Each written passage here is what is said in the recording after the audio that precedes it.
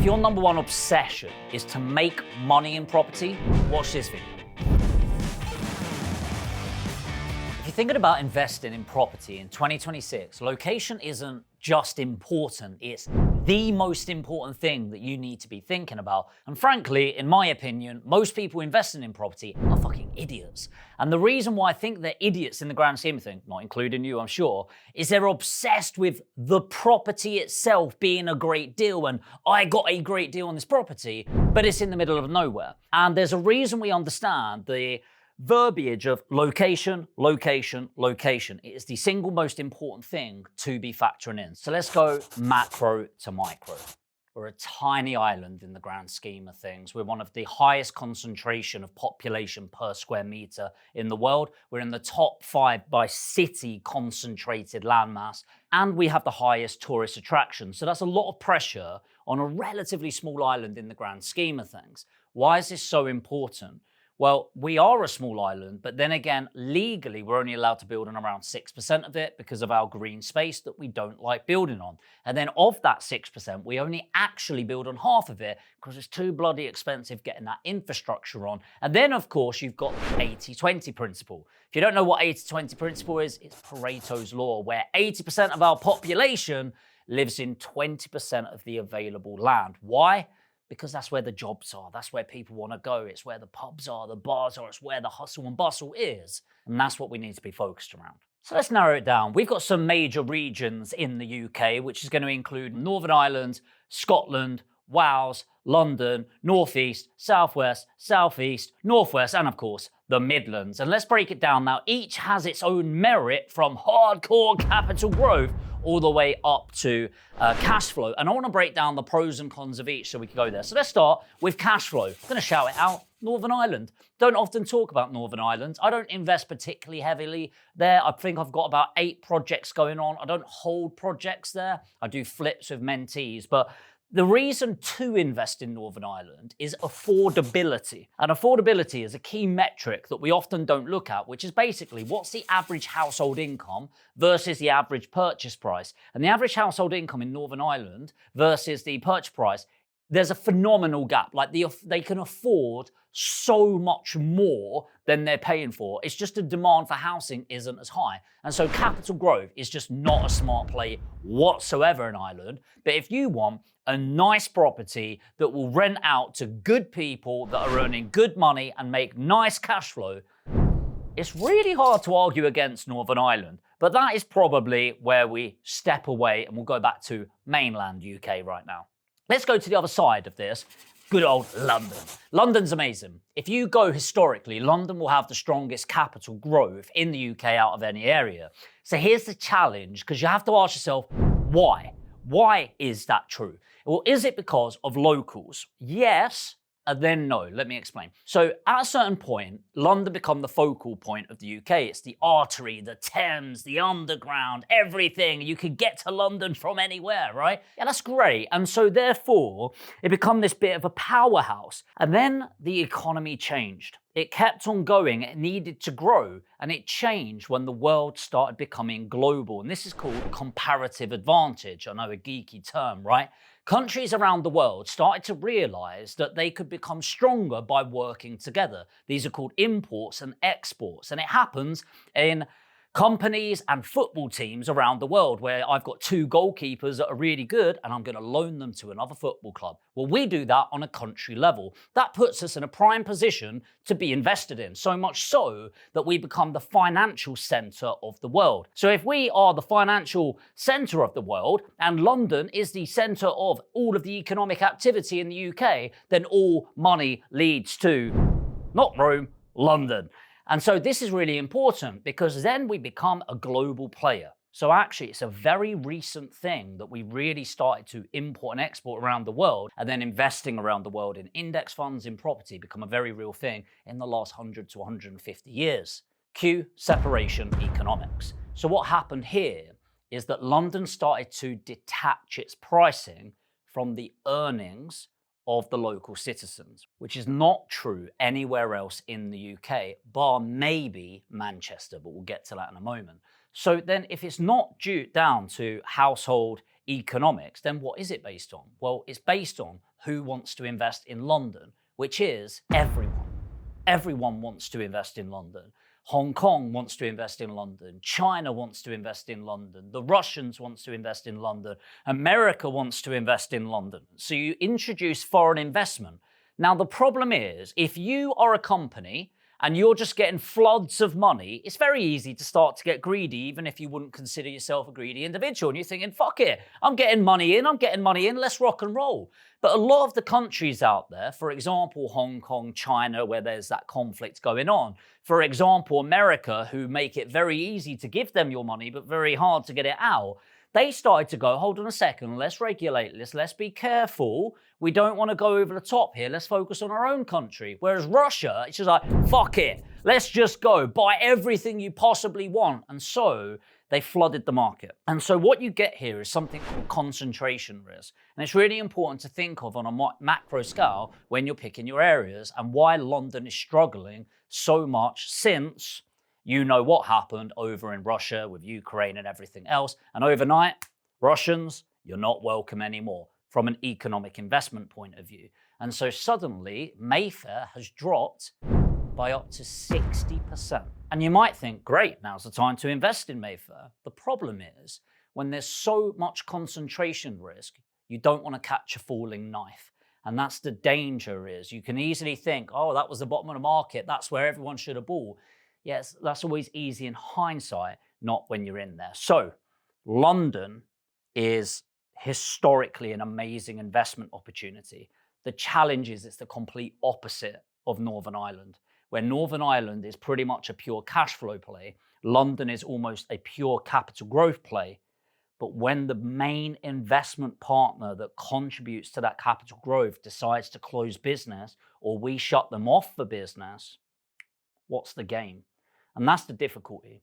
London will always be an amazing investment opportunity, but if you've played the same game for the last 15, 20 years, and then the rules have changed so much that you're not even sure what sport you're playing anymore, it probably is a good time to recalibrate and question what's the opportunity. Hence the stagnation in London over the last 5 years. Sorry to interrupt the flow of this video right now, but you might be watching this going, I clearly have a knowledge gap. And ultimately, what divides the unsuccessful to the successful is the knowledge on how to get there in the first place. And it all starts with a roadmap session. If you want access to a one-to-one phone call so that we can discuss where you're at and where you want to get to, so we can design a step-by-step roadmap that you can choose to do on your own or together, then put tips in the comments. This is only for you if you're ready to back yourself, invest in yourself, and go all in 2026 and beyond. Put tips in the comments, I'll send you a link and you can book in your call. Now back to the video. So let me break down the rest of the UK right now, and we're going to keep this really simple. So Scotland, I'm just going to say it right now, I love Scotland. If you're Scottish, I love you. I know you don't like us, but we love you. Great investment area, especially if you get the right city centres, like anything around Edinburgh, for example, is going to be amazing. The challenge isn't the land, it's not the economy, it's the government. And the government have taken regulation to such a high degree that it really has crippled the buy-to-let market especially. So great opportunities, service accommodation can be really good up there dependent on the rules, and flips are really good. But for long-term rental portfolio, the challenge is the current government. But is that government going to be there in 20 years? Very unlikely. So I personally would still invest in Scotland, in and around Edinburgh in particular. So now let's go to the core 5, and then we'll get to my #1 investment area in 2026. Let's start with the Southwest. Southwest in general is a holiday destination in the UK. Now, if you live there, I know that you might be pissed off with that, especially the more southwest you go, where it is pure tourism. Now, if you're doing something like a longer term rental play with service accommodation, holiday lets can be an amazing place to invest. And I've got a decent amount of service accommodation units, just not my #1 strategy. The challenge that you're going to have is you'll notice this global opinion of tourism really starting to change. You look at Catalonia, Barcelona, where they've got a lawsuit against them right now from Airbnb because Airbnb are trying to dominate the space and make it all. And you'll see it like spray painted. Look at the news articles, tourists not welcome. Would you have seen that 20 years ago? Absolutely not. They would have been like, this is amazing. Please do come to our local thing. Now, I'm not proud to say this next line, but I'm currently watching Emily in Paris with my girlfriend. It is her choice, not mine.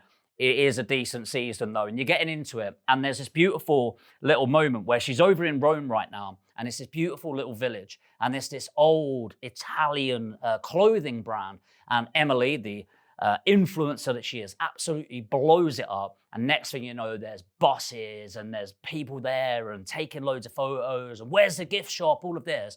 And it just ruins the impact. And the reason I'm saying this is service accommodation's been a really good vehicle for making more money, but maybe it's not really thought of the transient impact of local destinations. And where I think of in the UK is down southwest in Cornwall. And I grew up going to Cornwall over and staying in a caravan park or a tent, and it was some of the best memories I had. And I went back in the last couple of years, and I'm not going to lie, it feels like I'm in central London. It is intense. When you go to a place and the energy is just a little bit different, a little bit aggressive. And I really felt that. And actually what's happening now is there's new rules and regulations coming on a town level to push out these holiday-let companies. So Southwest right now is, in my opinion, and some of you are not going to like this, the Southwest for me is outside of London the most due for a price correction. And if I had to make a prediction over the next 3 years, what area is going to get impacted, the Southwest and London are probably the big two.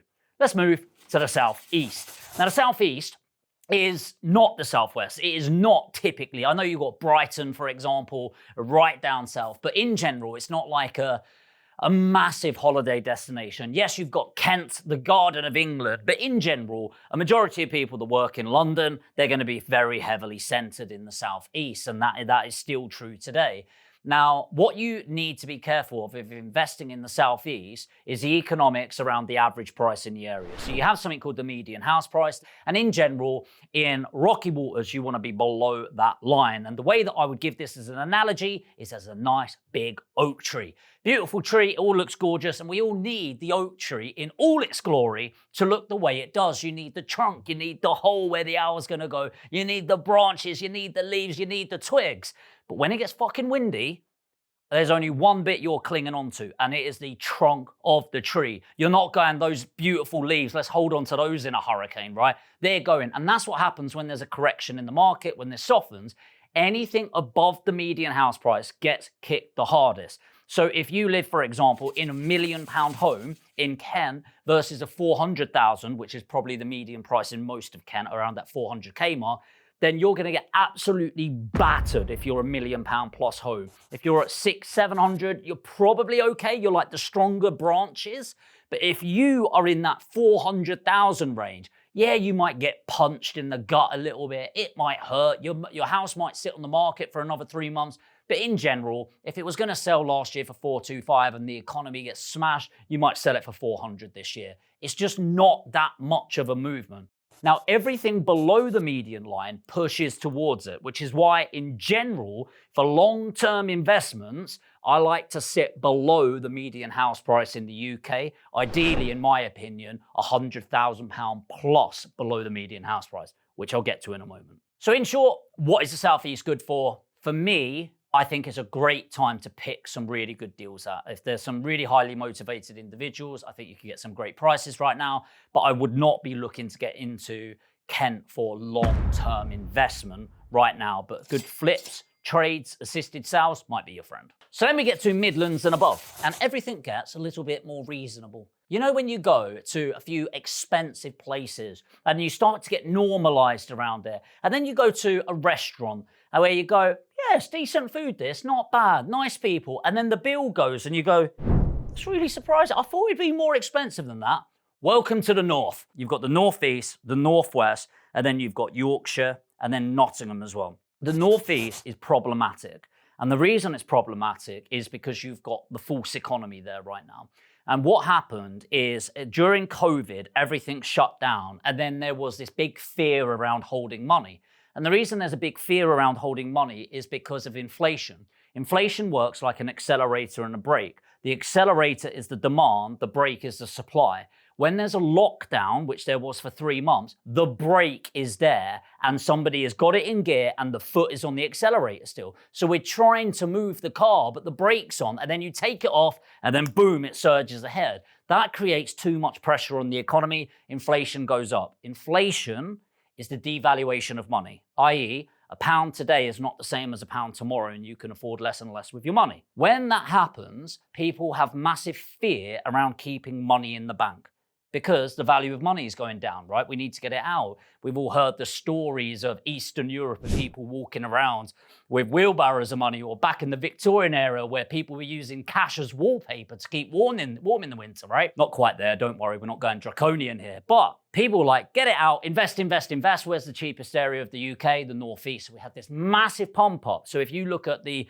growth, just after COVID, you had some areas of the Northeast going up 14, 15, 16% in 1 year, and people got really excited, but it's all artificial, you see. So you look at the 10 years prior, and it's very steady, mediocre growth. So for me, the problem with investing in the Northeast is people started treating it like a capital growth play, but it's not, it's a cash flow play only. And that is where, when you invest in Northeast, still a great investment area. I own some investments in Northeast, not those mining villages, anywhere near that, but good areas of Sunderland, good areas of Darlington, good areas of Newcastle, where you've got that not off plan, only resale stock, you'll do well. But it is a cash flow play, not capital growth. Then we go to the Northwest. Northwest is a bit of a unicorn location because you've got both Manchester and Liverpool, and there's a lot of history around Liverpool especially. And when there's investment, usually it becomes with story, it comes with culture, it's the pop, it's the rock, and everyone got interested in the Beatles, right?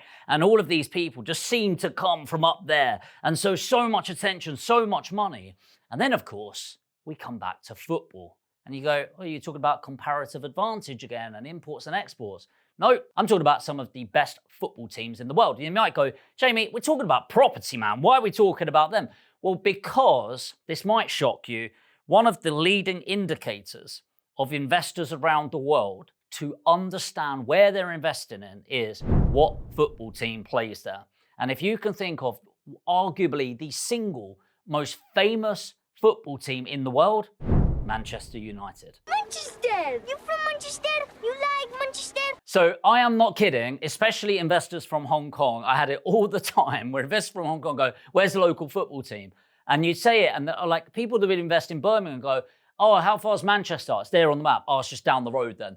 And it's so interesting, but like it is famous. And when a location becomes famous, you start thinking about it. I know loads of investors that have invested in Lisbon, for example. And it's like, why? Why would you ever think to invest in Lisbon? Apart from the fact you've heard of Lisbon. You don't know why you've heard of it. Most of you couldn't even tell me where exactly it is. But because you've heard of it, because it's been in films, because it's been in stories, that's a name that you trust, a location that you trust, right? People buy through emotion and justify with logic. And so these stories, the culture is what builds that. So the challenge that I have with Manchester is, in my opinion, I'm going to get some pushback, it's the has-been.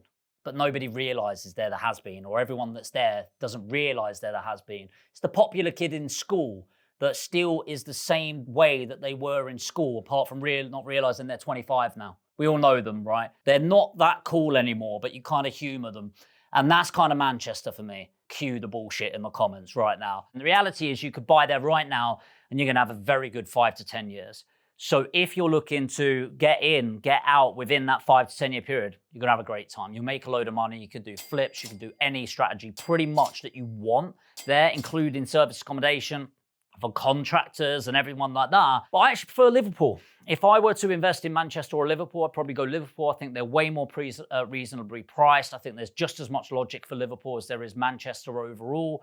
I actually think it's a better place to live. That's just a personal opinion. I think Manchester is London's ugly cousin. And I just kind of think if you're going to get with somebody, go to London, right? And it's just like, that's how I kind of feel about Manchester. It's like, yeah, you couldn't quite pull London, so you went to Manchester instead.